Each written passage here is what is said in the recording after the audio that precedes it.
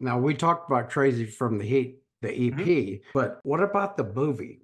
I had heard about that over the years, and as time went on, I read more about it. That whole thing seems crazy to me, and I think it actually, with the right kind of writing, I think that could have worked because Totally. totally funny. Totally. If it had an editor, Yeah.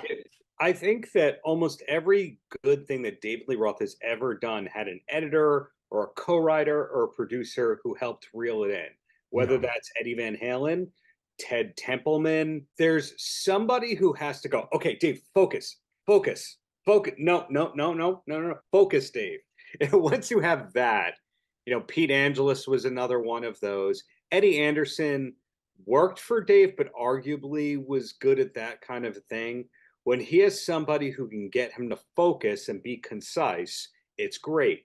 Now, I don't know if the script that's floating around, because there's so much conjecture and like this person said it and that person said it, so it's true, that I don't know if the script that everyone has of Crazy from the Heat, the movie, is the real final one they were going to shoot on, or just people got lazy and went, yeah, good enough.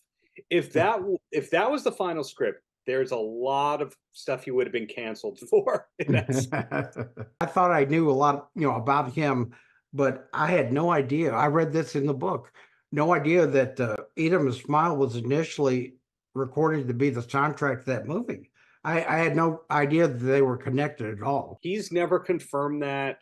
But when you look through the script and it says Shy Boy plays Hmm. here, and you go, wait, how did they know that Yeah. Shy Boy? So that was one hint. Another thing is when I asked Dave Jellison, who is one of my sources in the book, who worked with Van Halen from I think 82 through Dave in like 87, 88. He's now a real award winning director. And I don't think anybody knows that he worked with Dave. And he's like, oh, you want to talk about it? Yeah. What do you want to know? And after we did our interview, I would come back to him and go, Dave, I got a question off the record, that kind of a thing.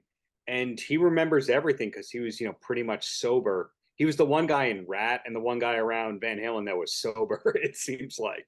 But uh, long answer for you. He thought that it was supposed to be that. That's a very believable scenario. I could see that.